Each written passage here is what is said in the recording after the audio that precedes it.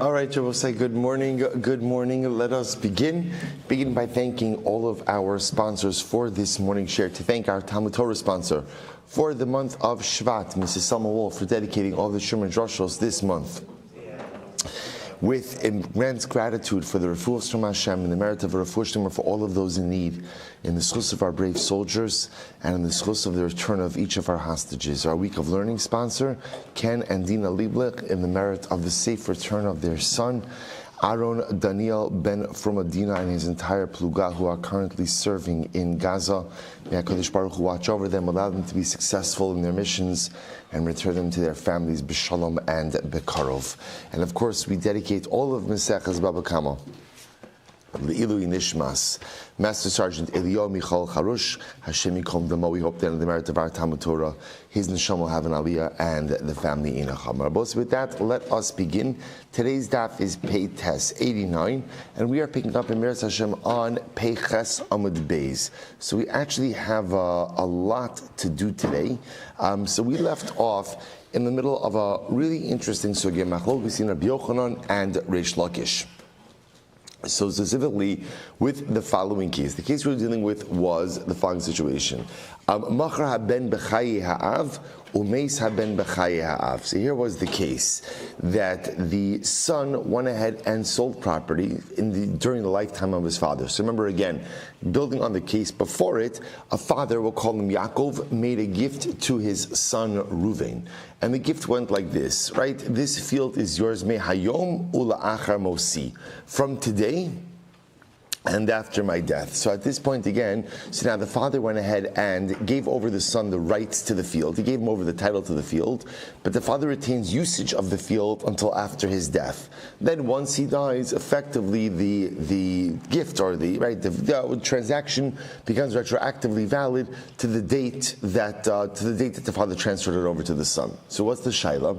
So beforehand we were talking about the idea that really neither party could fully sell it, right? So on one hand, the son has title, but he doesn't have usage. The father has usage, but he doesn't have title. So now we're dealing with the following situation. So now, in general, the halacha is like this. If the father goes out and sells it, the sale is valid in that the father could sell peros. Right? If the son sells it, the sale is invalid. When does it become valid? When the father dies. Then the Gemara brought up a little bit of a wrinkle in the case. So let's say the same situation, same case, right? I'm giving you this field, mehayom ula achar mosi. What happens? Son sells the field, but now what occurs? Son predeceases the father. So the shaila now is, when the father ultimately dies, is the son's transaction valid or not? So just to kind of attach names over here, right? So Yaakov says to his son Ruvain, right? This field is yours from today until I die. Okay, so what or when I die. So then what happens? So the son, Ruvain, goes ahead and sells the field to Shimon. Now Ruvain goes ahead and predeceases his father. So the shaila now is, when Yaakov ultimately dies, does the field go to Shimon or not? That's the machlokes. So again, we'll say, so we ended off yesterday, we did the position of Rabbi Yochanan, right? Rabbi Yochanan said, lo kana lokeach. Ultimately, again, the sale is not really a valid sale. What was Rabbi Yochanan's logic? Rabbi Yochanan holds, alma kasavar kinyan peros ke kinyan aguf. Rabbi Yochanan holds that he who has usage, he who has peros, really is the owner. And therefore, again, what Rabbi Yochanan essentially holds is that when Ruvain, the son, went ahead and sold the field, that was really an ineffective sale. The only way a sale like that could work is if Yaakov, the father, died, then Reuven inherits. Then again, Reuven has the ability to go ahead and sell it. But Lamaisa, during the father's lifetime, when the father has kinyan peros is kekinyan aguf. He who has usage is essentially the owner, and therefore Reuven really had no ability to transact with Shimon. Reuven's sale is really ineffective, coupled by the fact that Reuven predeceased his father. Nothing really to talk about. That's Rabbi Yochanan. I suppose that we left off with Rabbi Shimon Lakish. Rabbi Shimon Lakish Omer, it's about, I'll a lot. 2, 4, 6, 8, 10, 12, 14, 16, 18, 20, 22. About 25 lines up from the bottom. Rabbi Shmuel Silber says, Reish Lakish on the other hand says, Kana lokeach. Reish Lakish says, no, it works. It works that in this case, when again Yaakov the father is giving over the field to his son Ruvain, mehayom ula achar mosi, from today and after my death, then Ruvain goes ahead and sells the field to Shimon. Then Ruvain predeceases his father, that upon the death of Yaakov the father, the field actually goes to Shimon. So the Gemara says as follows. Shmuel says it works. Why does it work? Ki katani machar habein ein lokeach ad shiyamo sa'av. So I'll say, because when we said before that halacha l'maisa, when the son goes ahead and sells the field, so the transaction, the lokeach, the purchaser, doesn't have anything until the father dies. But we see from here, ki mayis av mihas isle lokeach. When the father does die, right? When Yaakov does die, ultimately Shimon the purchaser does acquire the field. Lo shna meis haben b'chaye ha'av. So it doesn't make a difference if the son predeceased the father. The asuli yadei debein. Right? Veloshna meis haben. I'm sorry, that's just the opposite. Loshna meis haben b'chaye av the asuli yadei debein. Veloshna meis haben b'chaye av the lo asuli yadei debein. The kana lokeach. So we'll say Reish Lakish says it really makes no difference whether or not son predeceased the father or father predeceases the son. At the end of the day, the transaction works. Why? Alma kasavar, because Reish Lakish holds kinyan peros lav kekinyan haguftami. He holds that right of usage ultimately again is not tantamount, is not the equivalent to ownership, and therefore v'chi kazabin didei kazabin. And ultimately again, therefore, when Reuven goes ahead and sells the field, he effectively is selling his own field. And I will say, so let's just take a step back for a moment and just frame this again.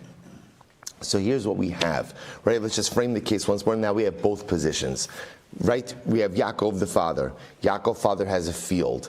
Yaakov father gives the field over to his son Ruvain, but he gives it over to him in an interesting way. He says, "This field is this field is yours.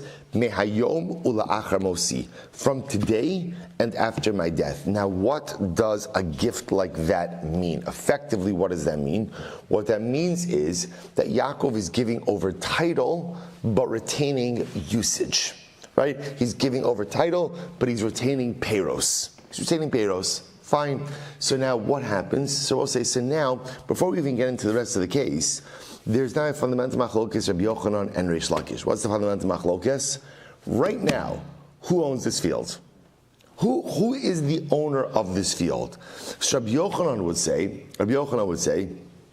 that ultimately, again, the father is still the owner of the field. Why? Kinyan peros ke kinyan aguf.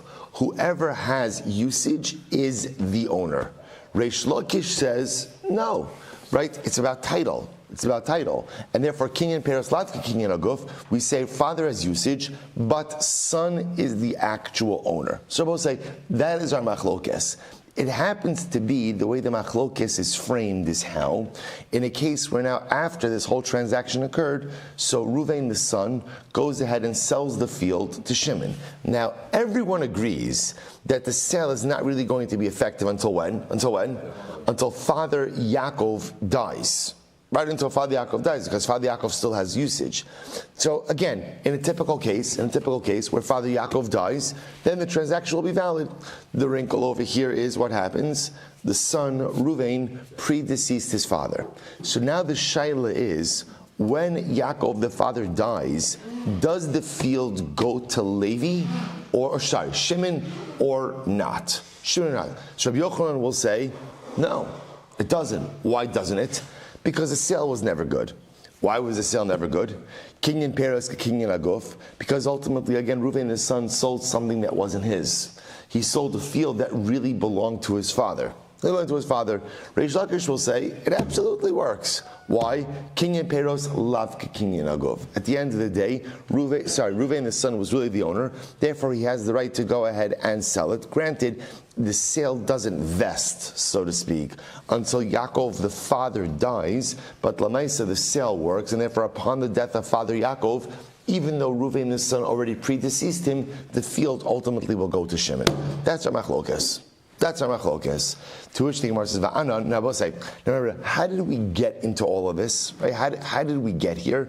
If you remember again, in yesterday's daf, on the end of Amud Aleph, we had the interesting case of the father of Rav Shmuel, right, who got remarried to a man by the name of Rabbi Abba. During her marriage, what did she do? She gave her property to her son, Rav Shmuel. So now both say, upon her death, her son was confirming that he indeed was the owner of the property, and that the husband, Rabbi Abba, didn't go ahead and inherit her. So essentially now, this case is a parallel case. Why? Because halacha l'maisa, a husband during his wife's lifetime has peros, has usage. So essentially what ended up happening was the mother of Rav Shmuel gave away property, gifted property to another person that her husband had usage of. So the shaila is such a conveyance effective or not? What does that depend on? This same machlokes, Rabbi Yochanan Reish Lakish.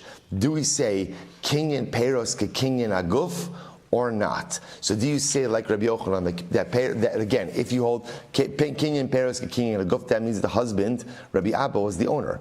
If the husband, Rabbi Abba, was the owner, then his wife had absolutely no right to convey the property to her son. That's Rabbi Yochanan. If on the other hand that you hold kinyan peros lat ke kinyan aguf, usage is not ownership. She had ownership. She had every right to give it over to her son. So that's what I will say. So that's where all of this is coming up. So remember again, Rabbi Yirmiyah, going back to that previous case, Rabbi Yirmiyah was the one who confirmed that halacha l'maisa, the son, Rav Shmuel, had every right to retain that property. So I will say, so now let's bring this full circle. Va'anon, so we'll say, so now va'anon v'hashta, ben Rabbi Yirmiyah bar Abba, ben Rabbi Huda bar Rabbi Shimon, ben Rabbi Huda, and I will say we hold that both Rabbi Yirmiyah and Rabbi Huda. Now remember again, Rabbi Yirmiyah was the one who confirmed that the son, Rav Shmuel, was the rightful owner of the property. Rabbi Huda disagreed. So the Gemara said, so now we hold that both according to Rabbi Yirmiyah and both according to Rabbi Huda, Rabbi Shimon ben Lakish svira lahu. Both of them hold like Reish Lakish. And what does Reish Lakish hold? Kinyan peros, lav ke kinyan aguf. That's how they both hold. The Kamma Rabbi Yirmiyah bar Abba, Rabbi Amma says as follows: if you hold the kinyan peros, right, that peros is like ownership, kimayis av umayis haben b'chaye ha'av amayis le'lelokeach. Bro, say if that's the case, that the father died, but the son predeceased the father. So why does the purchaser, and as we called him Shimon, why does Shimon have any rights in this property? After all, ki kazabin hai lav didi kazabin. Ultimately, again, when the son Reuven sold property, he sold property that didn't really belong to him. Elalav shma mina kinyan peros lavke kinyan aguftami. Rather, what you have to say is the fact that the transaction works, and upon the death of the father Yaakov, ultimately purchaser does have rights in the property, does own the property. Now, what does that show you? That kinyan peros lavke kinyan aguf, usage is not tantamount to ownership. Therefore, again, son Reuven really had rights over the property, and therefore the sale to Shimon was an effective sale. To which the Gemara says, Hajj the Kamed Rabbi Yehuda. So they brought this back to Rabbi Yehuda. Amar lahu hachi amar Shmuel. Both say first wide line. He said as follows. He said Shmuel said as follows. Zu eina doma l'mishnah seinu. These cases are not comparable. Why not? My taima amar Rav Yosef. So the Gemara says, Bishlama itani ipcha. Had you written the opposite case, hakosev nechasav la'aviv. So we'll say a case of where a son wrote his property to his father. So let's say you have the reverse case, right? Reuven says to his father, "This is your field, mehayom ula achar mosi, ika lemifshat minei de kinyan peres lavka kinyan aguftami." Then you could extrapolate that a kinyan peres is not a kinyan aguf. Elahashta diktani akosev nechasav libno mishum d'ray liyarshahu. Both say the case of the father to the son is a different kind of case. Why is it a different kind of case? Because it will say anyway, Reuven stands to go ahead and inherit this field, right?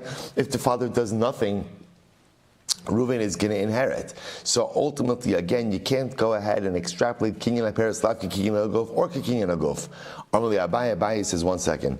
Atu bra yaris abba lo yaris bra. But that's not necessarily true. The same way that a son inherits a father, technically speaking, a father can inherit a son if there are no other inheritors. Rather, I will say, could very well be that what's happening over here is, why would Reuven write his property over to his father? Perhaps because Reuven does not want his own children to inherit. Well, if that's the case, you could have the same type of situation where Yaakov, the father, is writing the property over to Reuven, his son. Why? Because halacha l'maisa, he doesn't want the other children to inherit. So rather, why can you say that this case of where Yaakov the father is conveying ownership over to the property to his sons, why is that not comparable to our Mishnah? Mishum takanas usha, because of the takan of usha. We'll say, so now what we are suggesting over here, we're supposed to remember again, we were trying to compare the case of the mother of Rav Shmuel, who went ahead and conveyed her property to her son during her marriage to Rabbi Abba. We tried to compare that to this case over here of what? Of where Father Yaakov conveyed ownership to a field to his son Reuven, mehayom ula achar mosi, and then halacha l'maisa, during the father's lifetime, Reuven sold it to Shimon. We were trying to compare those two cases, right? And we were trying to say that just like there's a machlokes Rabbi Yochanan and Reish Lakish, in the case of where Reuven the son sells it to another party, to Shimon, during the lifetime of his father, what's the machlokes there? Kinyan Peros ke Kinyan Aguf, or Lav ke Kinyan Aguf. So we're going to compare that same case to the case of the mother of Rav Shmuel. Because what did the mother of Rav Shmuel do? We'll say, what did she do? She took property. Let's play this out. She took property. Who owns that property? Who owns that property? She owns the property. Basha says nechse mulog. She owns the property, but yet her husband Rabbi Abba, has peros. So she took property that her husband has peros, but that she owns title, and she gave it to someone else, to another party. In this case, the other party was her son. Her son. So we'll say, so what was our shaila? Does that work or not? So b'pashtos, what does that depend on? Seemingly the machlokes, Rabbi Yochanan and Reish Lakish. Is kinyan peros ke kinyan aguf or not? Does usage represent ownership? So if you hold like Rabbi Yochanan, that usage represents ownership, kinyan peros ke kinyan aguf, that means the husband, Rabbi Abba, is really the owner of the property. If he's really the owner of his property, then his wife, the mother of Rav Shmuel, has no right to give it over to her son. But if you hold, like Reish Lakish, that kinyan peros lav ke kinyan aguf, that usage is not tantamount to ownership. Therefore what? Therefore again, mother of Rav Shmuel, wife of Rabbi Abba, she owns the property. She owns it. Okay, her husband has usage of it, I understand that. But usage is not ownership. She's the owner, and therefore she has the right to convey it over to her son. So that's what we're trying to equate it to. To which the Gemara says, can't equate it. I'll tell you why. The marriage case of where the woman brings in property and husband has usage is subject to a totally different halacha. Which halacha, Bosai? Takanas Usha. Now, what is Takanas Usha? Dam Rabbi Yosef Rabbi Chanina, Bu'usha hiskinu. In Usha, they instituted the following halacha. Ha'isha shemachra b'nichsei mulog b'chaye baila. Umesa habal motzi miyad alakucho. So we'll say, what's Takanas Usha? That if a woman during the course of her marriage went ahead and sold nichse malog. Now, let's remember again, what's nichse malog? Nichse malog, back to our Ksuvas days, nichse malog is property that a woman brings into a marriage that she retains title, but husband has usage. So in Usha, they instituted the following halacha, that if a woman goes ahead, and I will say, by the way, nichse malog, whatever appreciates or whatever appreciation or depreciation, that ultimately again is borne by the woman, by the wife, right? In other words, at the end of the day, she retains title, husband just has usage. So now watch this. So now in Usha they made the following takana, that if halacha l'maisa, during the course of a marriage, a woman went ahead and sold her nichse malog, and now she predeceases her husband. Her husband has the right to go ahead and extract that nichse malog from any purchasers upon her death. That was takonas usha. This is one of the takonas they made. Look at Rashi. Rashi says, "B'usha eskinu diafagav daba amalav kekinyan aguftami." Now watch this. I will say, what is this takana predicated on? This takana predicated on the fact that normally we hold like Reish Lakish, namely, kinyan peros lav kekinyan aguf. Usage is not tantamount to ownership. Nevertheless, Rashi says, Baal benichse ishto al muha rabbanon l'shibudei mishum eva v'havi kilokeach rishon. It will say, in order to prevent animosity in a marriage. Now, what does it mean, animosity? It's not a good thing if a wife starts selling off her nichse malug over the course of the marriage. Why? Because again, remember, a husband has an obligation for support of his wife, and one of the ways that Chazal kind of offset that expense of support is by giving him rights of usage over her property. If she starts selling off the property, it's not good. It's not good. It's not good. It creates marital animosity. How did Chazal go ahead and address that animosity? How do they address it? Ultimately, by saying, upon her death, essentially husband becomes like a first position purchaser or a first position creditor, and therefore has the right to extract that from anyone who bought it. Sefer Rabosai, the Gemara says, we're dealing, so again, even if you hold like Reish Lakish, that kinyan peros lav ke kinyan aguf, then normally we say usage is not ownership. Usage is not ownership. And therefore really, a husband is not an owner in his wife's nichse malug. In Usha, they made a takana that he is like the owner. He is like the owner. So during her lifetime, she has title, but upon her death, he effectively becomes like the owner of that property and has the ability to go ahead and extract it from any purchasers. Incredible.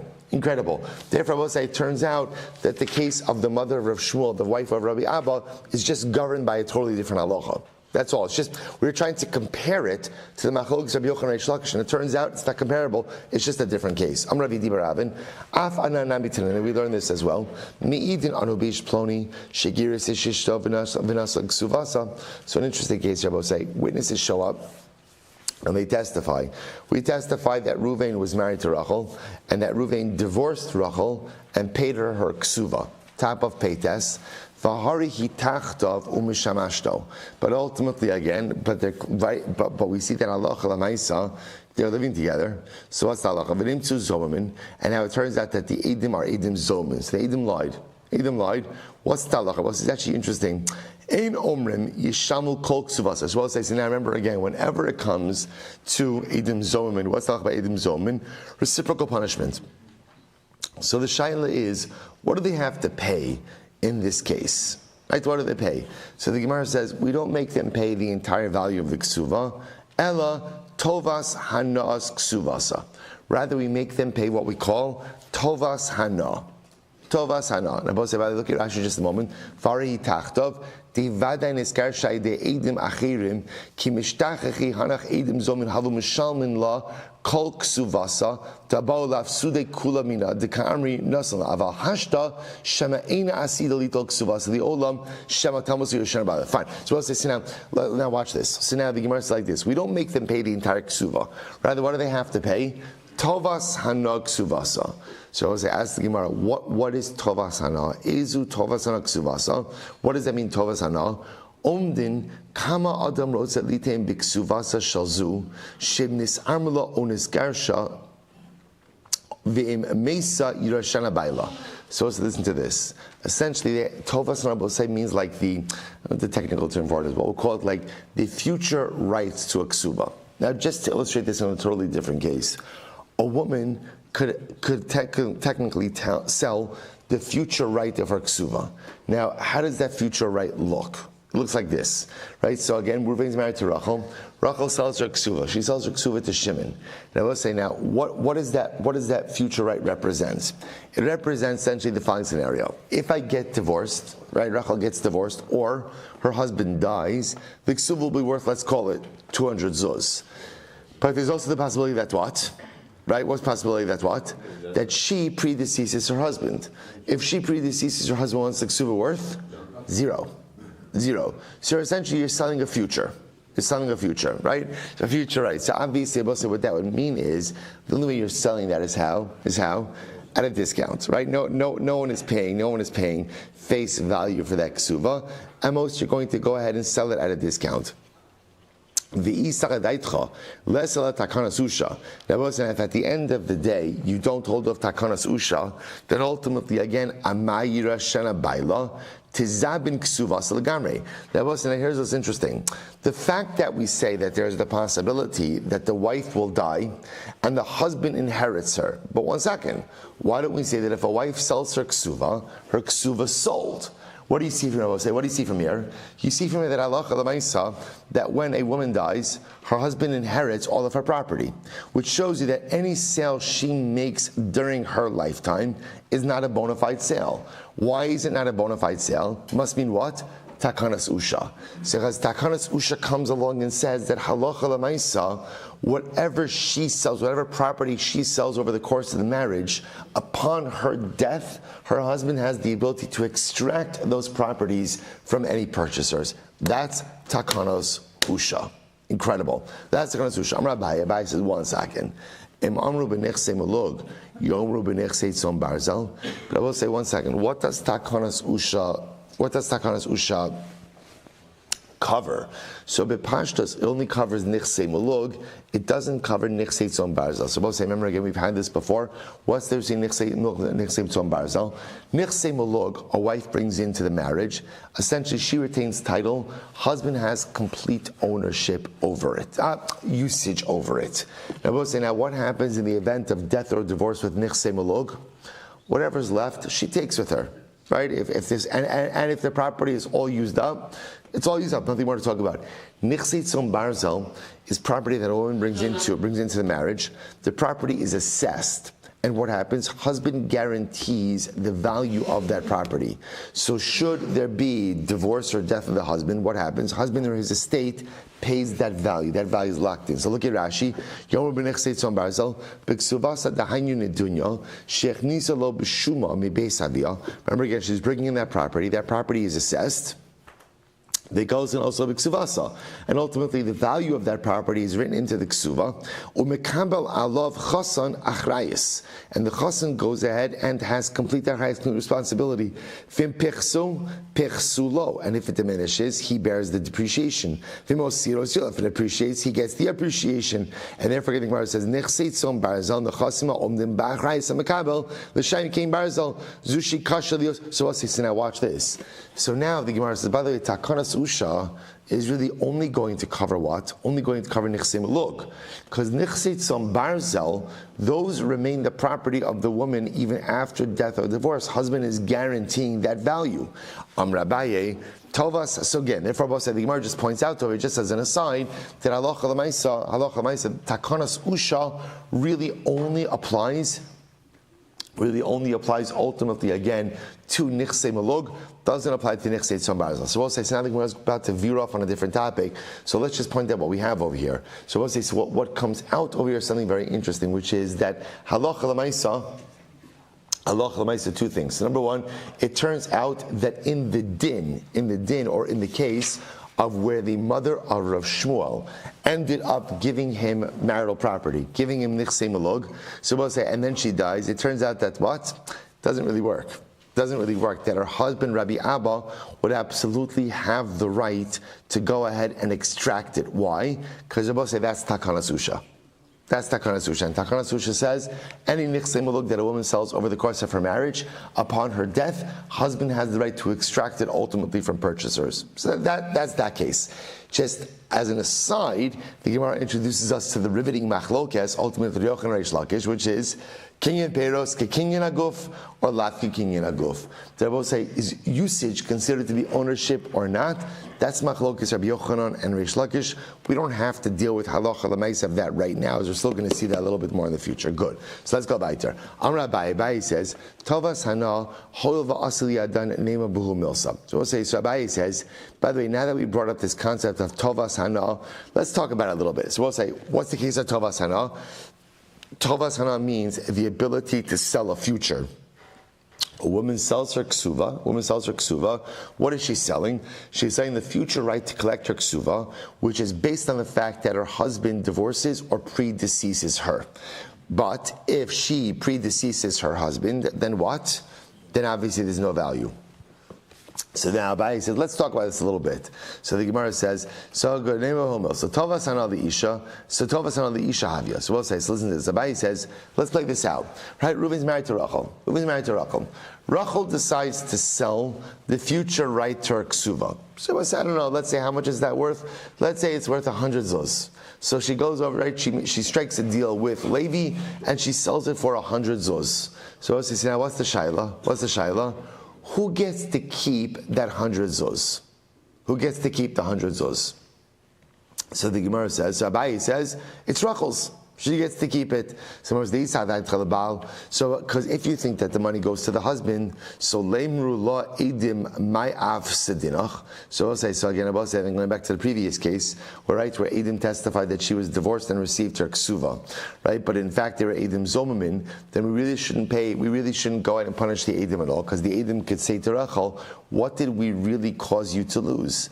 After all, again, ma'af sedinach. Even had you sold your ksuva for the tovas hana value, you wouldn't have gotten it. Bal hava shakel minach. The husband would have received that value from you. Some says no, because at the end of the day, even if the husband technically would go ahead and get the proceeds, it still benefits the woman. Why? Because when there's more money in the household, ultimately the woman benefits from it, even if she's not the one who's the owner of the money. Rava said, Tovas hana the isha ve'ein habal ochel peros. So we'll say, interestingly enough, Rava says that halacha l'maisa, Tovas hana belongs to the woman. So meaning, when a woman sells the future right to her ksuva, any money that comes in as a result of that sale belongs to Rachel, the wife. Belongs to Rachel, the wife. Not only that, Rabbi say, listen to this, not only that, if she takes that money and she purchases, let's say, real estate with that money, the husband does not get payros from that land. He doesn't get payros. Rashi says over about ochal peros. Why? This is actually very interesting. Husband doesn't get peros from that. My time, what's the reason? Pero takinu le rabbanon. Sorry, pero takinu le rabbanon. Pero de pero lo takinu le rabbanon. Why? Because we'll say, what does the husband get? Husband gets peros. Right? Peros of her property. What doesn't he get? He doesn't get peros of peros. So let's say if you think about it over here, right? If she goes in and she sells the future to her ksuva, right? That money is peros. If now, well, technically it's peros. If she now invests that in land, that's peros of peros. He doesn't get that. He doesn't get that. That type of, in other words, I would say it's another way of saying that. What is he entitled to? He's entitled to usage of property she brings into the marriage. But halacha l'maisa, if she sells a right that is due to her, her ksuva, she sells the future right to her ksuva, and whatever. So for number one, she gets to keep the proceeds of that sale. Number two, whatever she does with it is hers and hers alone. He doesn't get payros of that. Fascinating. So we learn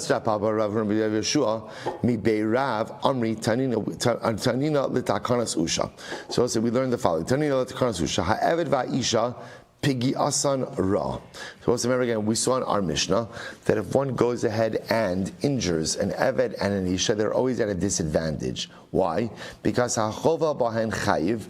Because it will say halacha l'maisa, if you injure an eved or an isha, you're chayiv. But yet v'hem shechavlu ba'achirin pater p'turin. I will say, but if an eved or an isha injures someone else, what's the halacha? They're p'turin. I will say, remember again in the Mishnah, why are they p'turin? Why are they p'turin? Because the assumption is they have no money.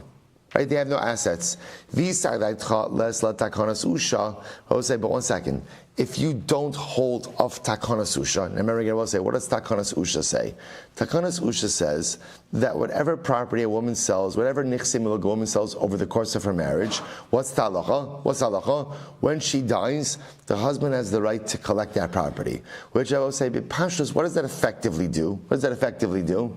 That effectively shuts down her ability to sell property. Why?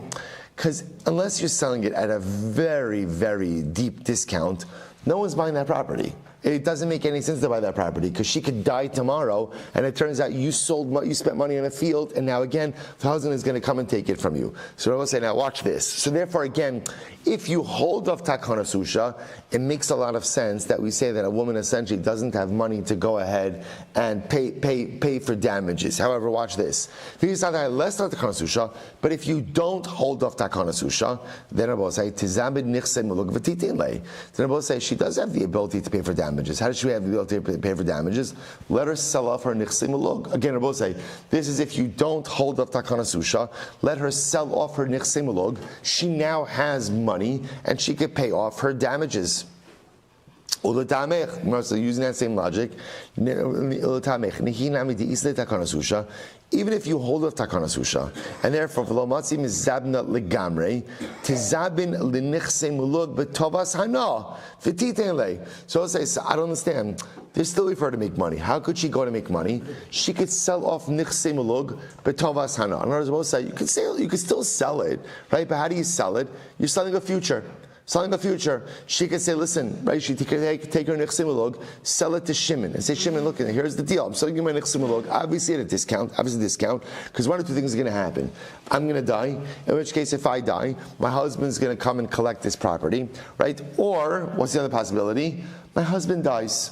And if my husband predeceases me, then halacha l'maisa, my property becomes mine. So in other words, I would say, even if you hold off takanas usha, there is still a way for her to sell property and ultimately, again, essentially earn some money. Now, why do I want her to earn some money? Because this is she could pay off for damages. Ella the less law. Rather, both say the Mishnah's case, talking about shazam nichsei mulug. Okay, she doesn't have property, so because she doesn't have property, hachanami the less law, so she doesn't have any property, because she doesn't have any property, there's nothing to sell, because there's nothing to sell, ultimately, again, there's no money to be earned, and therefore, again, there's no way to pay off damages. Okay, I says the Gemara v'tizabin ksuvasa b'tovas hanavatitinle, but the Rosh said that's not true. Every woman has an asset, right? What's her asset? Her ksuva.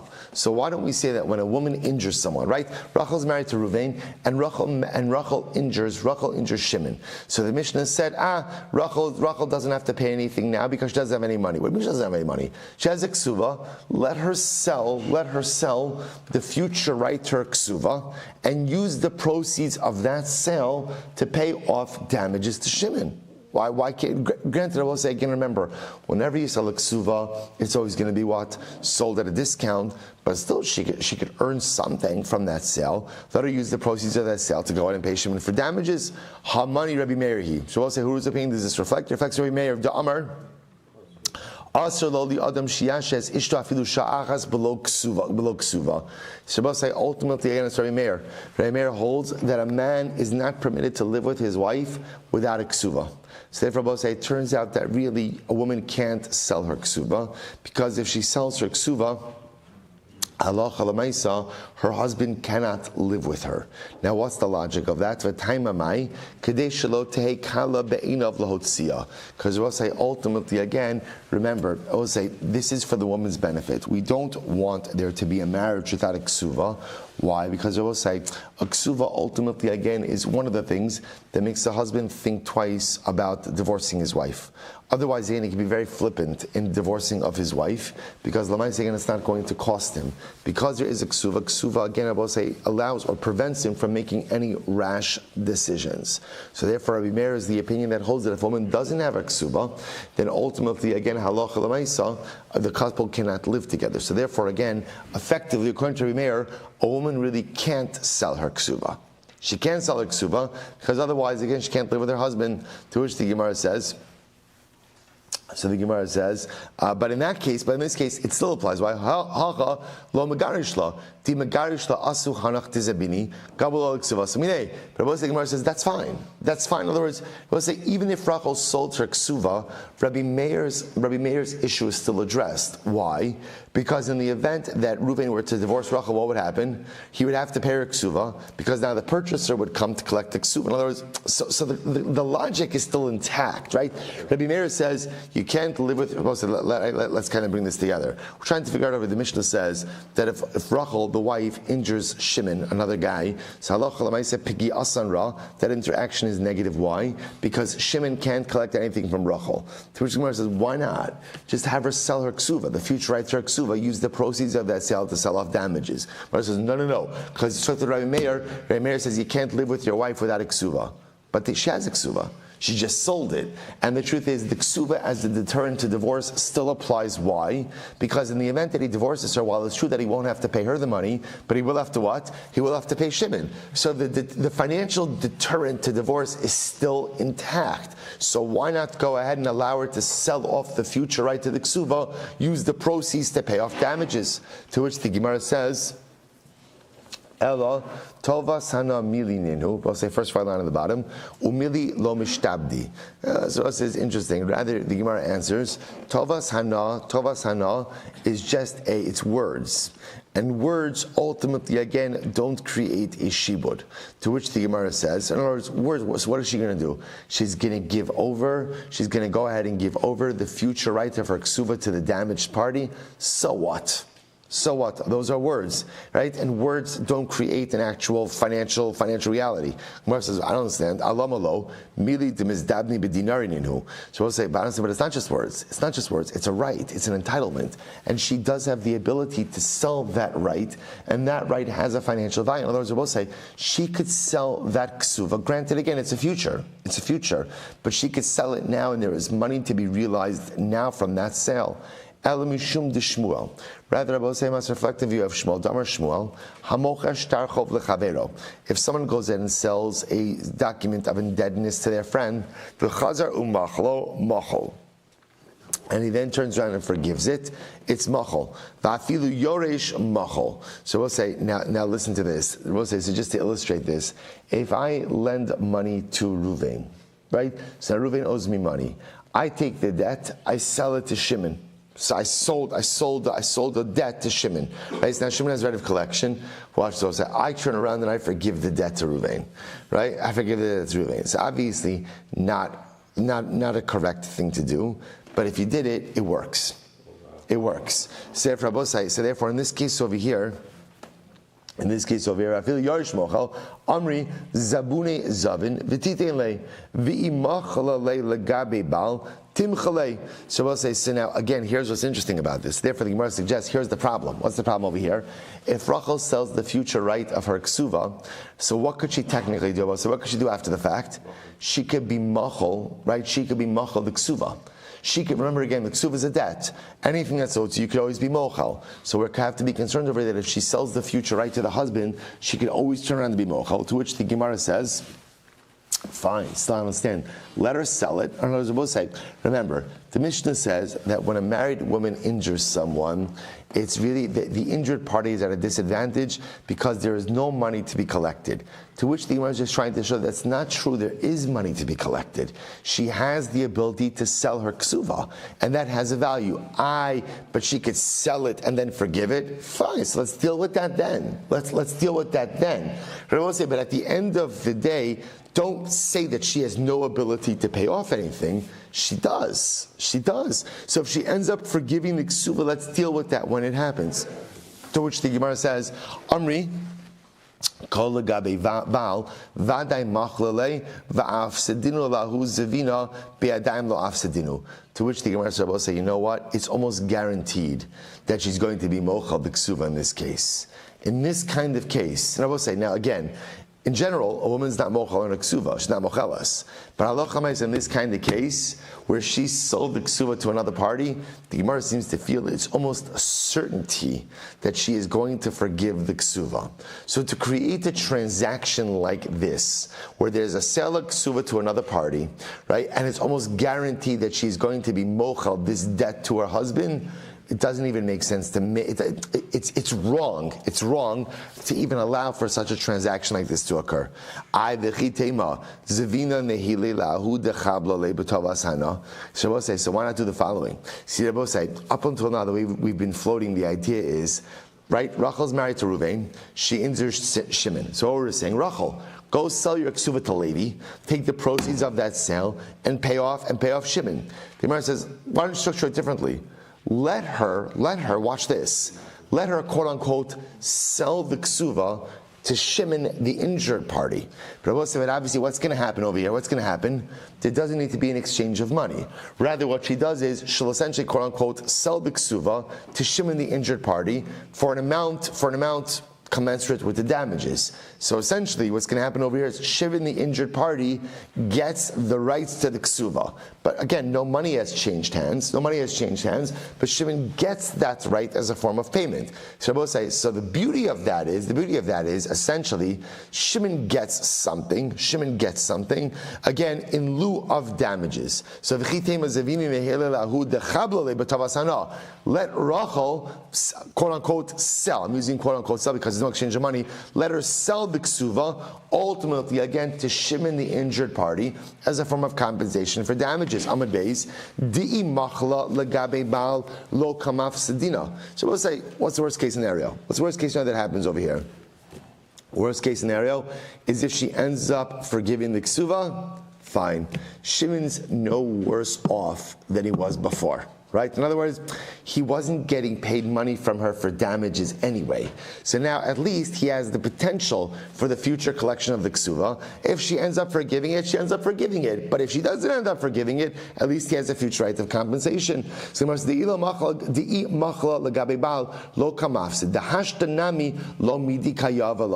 I'll say at the end of the day, he's not getting paid now regardless, right? He's not getting any money. So if he's not getting any money, at least he has the potential for collection from the future ksuva. Sof, kol lagabe ba vaday machla, vatruche beidina bichdela matrechinan. So let's say, no, the reason we don't like this is because, once again, it's almost positive, almost for sure, that she is going to be mochel this ksuva. So because she's going to be mochel this ksuva, Rabosai, this essentially becomes almost like a fictional transaction. And we don't really want to set up a fictional transaction because halacha l'maisa, you're going to cause now Shimon, the damaged party, to have to go to Beis Din to try to collect on something that's not really going to be collectible. Okay? But that which we learned, so we'll say, listen to this case. What happens if Rachel injured her husband? Right? Rachel injured her husband Ruvain. Ultimately, again, she doesn't lose her ksuva. So the Gemara says, I don't understand. Amai tizabena nehili l'ksuvasa l'bayla b'tovas hana b'ha chavala di'imachla l'gabe bayla leka psida. So Rabbi say, but one second. If a woman injures her husband, Rabbi say, so now I have a very good solution. What's the solution? Let her give her husband the future right of her ksuva. What I both say, because in this case, everyone should agree it could work. Why? Both say the only thing preventing us from using ksuva, or future right, is the fear of what? Being mochel the ksuva to her husband. In this case, let her be mochel. Right? That's fine. Because halacha l'maisa, again, whether she's not mochel or she is mochel, husband is going to benefit by not having to pay the ksuva to his wife. And that's ultimately a form of repayment. To which the Gemara says, Havad Rabbi Meir. Once again, both say this reflexive of Rabbi Meir. What does Rabbi Meir say? The Amar, Astra li Adam shiyashes ishta filu sha'achas below ksuva. And both say, so here we run into this problem, right? If a wife gives her husband her ksuva, essentially as the form of repayment for damages, right? Future right to that ksuva, then both say that's a problem. Why? Because now effectively that couple is living without a ksuva. Living without a ksuva. And Rabbi Meir says that a couple can't live without a ksuva. Why not?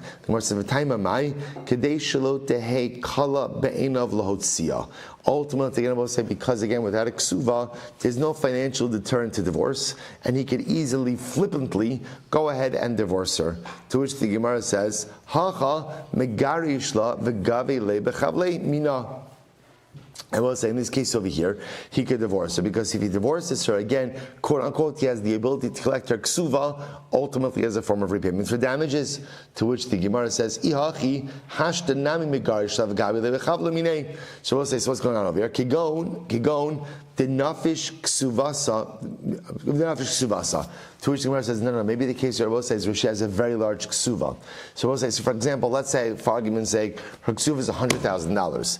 But the amount of damages that she owes him is $5,000. So Rabbi say, so therefore again, there's much more for him to lose than for him to gain by divorcing her. The Gemara says, "The mishumahu parta lo mafsid tuva." We'll say he's not going to divorce her, right? He's not going to divorce her in order to collect a relatively small amount of the ksuva, when he's going to have to end up paying a much larger amount for a divorce settlement. So we'll say, but if we're talking about a case where her ksuva is larger than what we'll call the basic biblical ksuva, Nukma aksuvasa d'oraisa. So we'll say, let's go ahead and therefore establish the amount that she owes based on the ksuva d'oraisa. So establish halacha l'maisa, that particular amount, and therefore v'idach tizabena nehela bechavle. Then we'll say, this is actually very interesting. Then halacha l'maisa, go ahead and establish the ksuva amount, right? The ksuva d'oraisa amount as the amount that she owes him, and let her sell the remainder. In other words, what the Gemara is now suggesting is something very interesting over here, about maybe the ability to kind of split the ksuva between an ikr ksuva and a tosefes ksuva, and let the ikr ksuva remain intact, and go ahead and sell the future right to the tosefes. Kigon delonefisha ksuvasa miksuvasa da'araisa. So I'll say, again, the Gemara now reverts back and says, no, what's the case? The case ultimately, again, is where her ksuva is not really much more than the ksuva da'araisa. Tahave chable arba zuze. I'll say, for example, we're talking about over here where, let's say, the damages is a relatively minimal amount of 4 zuzim. Timishum arba zuze lo mafsid esrim v'chamisha. That ultimately, I'll say, because of a relatively small amount of damages, the husband is not going to go ahead and cause himself literally to lose or to have to pay a much larger amount of the ksuva.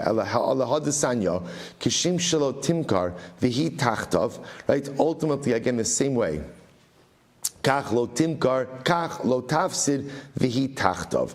Right? Ultimately, I will say, the Gemara says the same way that halacha l'maisa, that she should not sell the ksuva while she's still living under him. So too, again, she should not go ahead and cause the ksuva to be lost. Kach lo tafsid v'hi tachtav.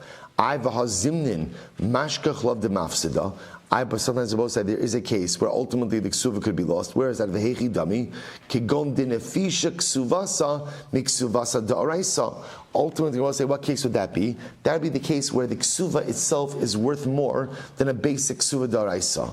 Rava said, Seifa asan luksuvas ben dichin. Okay, I will say, so now, there's a lot being thrown at us today, right? So we'll say, here we go. What's the case over here? The case over here, ultimately, again, the case over here is where the ksuvas b'nim dichrin. I will say a word about this very quickly.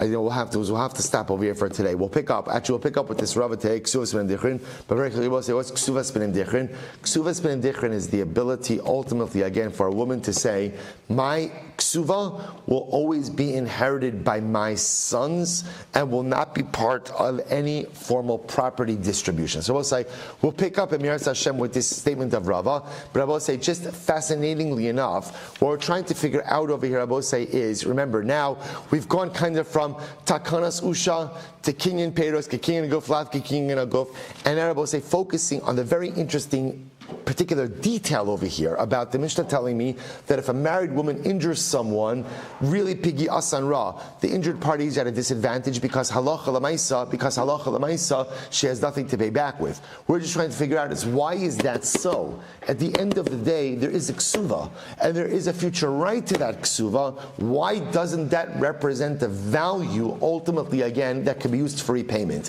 Now, obviously, I both said the concern is if it's to someone else, she could be mochel the ksuva. But the husband himself, it should work. Again, we'll resolve this in Meretz Hashem tomorrow. Shkoyach.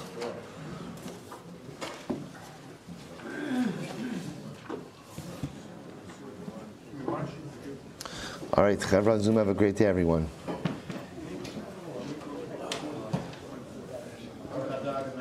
Thank you, Zanny, thank you. A lot.